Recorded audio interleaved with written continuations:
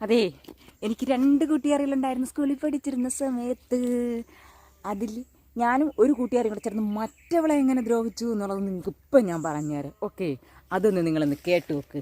ബാക്കി അത് കഴിഞ്ഞിട്ട് ഞാൻ വേറൊരു കൂട്ടുകാരിയെ കൂട്ടുപിടിച്ചിട്ട് അവളെ എങ്ങനെ മര്യാദ പഠിപ്പിച്ചു എന്ന് ഒന്ന് കേട്ട് നോക്കണം. ആരാ മര്യാദ പഠിച്ചതെന്ന് ലാസ്റ്റ് അറിയാം. എന്നാൽ പിന്നെ ഹായ്, നമസ്കാരം. അതെ, ഞാനിപ്പോൾ ഓടും എന്നൊരു ബോർഡ് നിങ്ങൾ കണ്ടിട്ടുണ്ടോ? പക്ഷെ ഞാൻ കണ്ടിട്ടുണ്ട്, ഞാൻ എഴുതിയിട്ടുണ്ട്. നിങ്ങൾ ആരെങ്കിലും കണ്ടിട്ടുണ്ടോ? ഇല്ലല്ല. എങ്കിൽ ഞാൻ പറഞ്ഞു തരാം. ഞാൻ യഥാർത്ഥത്തിൽ 3 സ്കൂളിൽ പഠിച്ചിട്ടുണ്ട്. ആദ്യം ഞാൻ ഒരു സ്കൂളിൽ പഠിച്ചിട്ടുണ്ട്, പിന്നെ ഞാൻ വേറൊരു സ്കൂളിൽ പഠിച്ചിട്ടുണ്ട്, പിന്നെ ഞാൻ വീണ്ടും വേറൊരു സ്കൂളിൽ പഠിച്ചിട്ടുണ്ട്. അങ്ങനെ മാറി മാറി ഞാൻ 3 സ്കൂളിൽ പഠിച്ചിട്ടുണ്ട്. ആദ്യം പഠിച്ച സ്കൂളിൽ ഞാൻ 2 കൂട്ടുകാരികൾ എനിക്കുണ്ടായിരുന്നു, ഞാൻ കൂടെ. പക്ഷേ ഒരു കാരണവശാലും നല്ല രീതിയിൽ വളരാതെ, നല്ല രീതിയിൽ അനുസരണ ഇല്ലാണ്ട് വളർന്ന, ഞാൻ ഏറ്റവും കുസൃതിക്കാരിയായി വളർന്ന, തെമ്മാടിത്തരത്തിൽ വളർന്ന ഞാൻ സ്കൂളിൽ പഠിക്കുമ്പോൾ പല പ്രശ്നങ്ങളും ഉണ്ടാക്കിയിട്ടുണ്ട്. അതിലൊരു പ്രശ്നമാണ് ഞാൻ ഇപ്പോൾ പറയാൻ പോകുന്നത്. എൻ്റെ കൂട്ടുകാരിയാണെങ്കിൽ ഏറ്റവും ഫ്രണ്ടിൽ പഠിക്കുന്നൊരു നല്ലൊരു പെങ്കൊച്ചുണ്ടായിരുന്നു. അതും ആ ടീച്ചർ വരുന്ന അതേ സ്ഥലത്തിരിക്കും, ഫ്രണ്ട് ബെഞ്ചിൽ അടിപൊളിയായിട്ട് പഠിക്കുന്ന ഒരു പെണ്ണ്. എന്നിട്ട് അവൾ സ്കൂൾ വിടുന്ന സമയത്ത് നേരത്തെ അങ്ങ് പോവും. പക്ഷേ എന്ത് ചെയ്യുക, എൻ്റെ കൂട്ടുകാരി ഞാൻ എഴുതി കൊടുത്ത ഞാനിപ്പോൾ ഓടും എന്ന ബോർഡ് അവളുടെ തലയിൽ ഭയങ്കരമായ പേൻ ആയിരുന്നു. ആ പേൻ കാരണം നമ്മൾ ചെന്നിങ്ങനെ 1-2 പേനൊക്കെ പറക്കി കൊടുക്കുമായിരുന്നു കേട്ടാ. എന്നിട്ട് കന്നന്തിലൂടെ കാണിക്കും. ഞാനിപ്പോൾ ഓടുവന്ന് എൻ്റെ ബോർഡ് വാങ്ങിച്ചിട്ടുണ്ട്. അവളെ തലയിലത്തേക്ക് പയ്യെ കൊണ്ടങ്ങ് ഊന്നി വെച്ച്. അതും നമ്മളെ സ്കൂളിനകത്ത്, അതായത് നമ്മുടെ ക്ലാസ്സിനകത്ത് തൂക്കുന്ന തുറപ്പില്ലേ ചൂല്, അതിൽ ഒരു ഈർക്കിലെടുത്തിട്ട് ഈ പേപ്പറിലേക്ക് അങ്ങ് കുത്തിയിട്ടോ പയ്യെ കൊണ്ട് നമ്മളെ തലയിലങ്ങ് വെച്ചെടുത്ത്. അവൾ വൈകുന്നേരം ആദ്യം ഇറങ്ങി അങ്ങ് പോകും കേട്ടോ. പക്ഷെ ഒരറ്റത്തൂടെ അവളങ്ങ് പോകുള്ളൂ, മിണ്ടാതെ നടന്നു പോകും. പക്ഷെ അവൾ പോകും തോറും നമ്മൾ അതിൻ്റെ പിറകെ നടന്ന് ചിരിച്ചുകൊണ്ട് പോയി.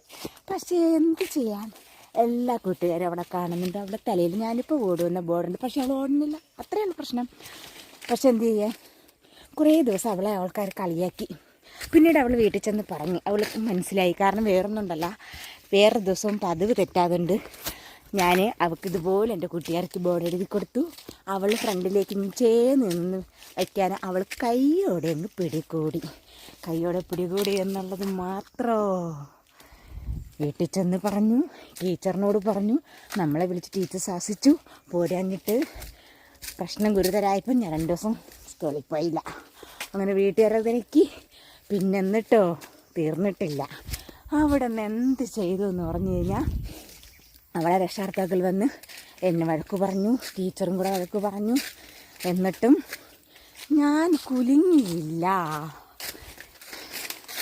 വീണ്ടും ക്ലാസ്സിൽ പോയിക്കൊണ്ടിരിക്കുകയായിരുന്നു. അപ്പോഴാണ് ടീച്ചർ എന്നെ വഴക്ക് പറയുന്നത്. എന്നിട്ട് ഞാൻ കുലുങ്ങിയില്ല എന്ന് പറഞ്ഞതിൻ്റെ കാര്യം വേറൊന്നുണ്ടല്ല. പിന്നെ ഞാനതുപോലെ ചെയ്ത് ഞാൻ എഴുതിയ വളതലയിൽ വെച്ചു കൊടുത്തു.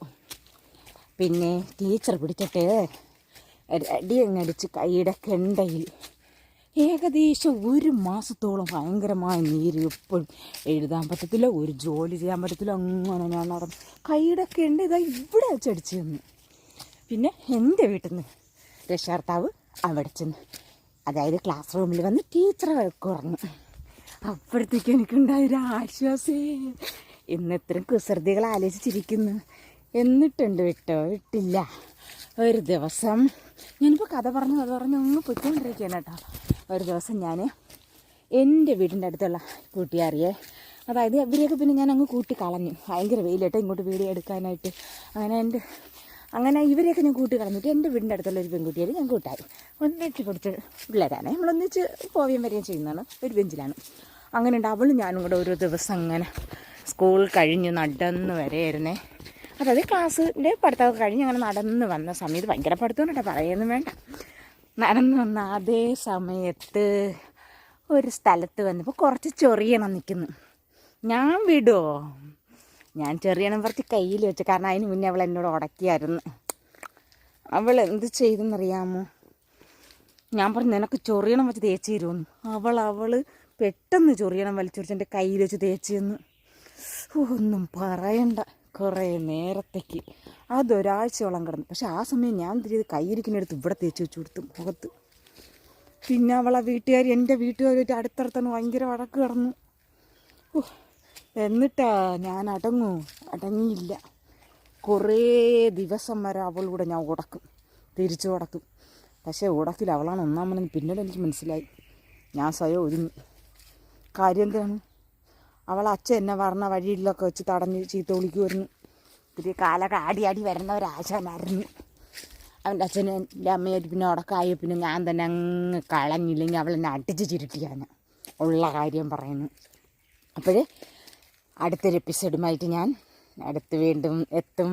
നിങ്ങളെ ശല്യം ചെയ്യാൻ ബായ്. അങ്ങനെയുണ്ട് ഈ സ്ഥലമൊക്കെ. എൻ്റെ വീടിൻ്റെ മുകൾ സൈഡിലൂടെ ഇങ്ങനെ നടന്ന് വന്നിട്ടാണ് ഞാൻ ഈ വീഡിയോ എടുത്തത് കേട്ടോ. ഇഷ്ടപ്പെട്ടോ? എങ്ങനെയുണ്ട്? സൂപ്പറല്ലേ?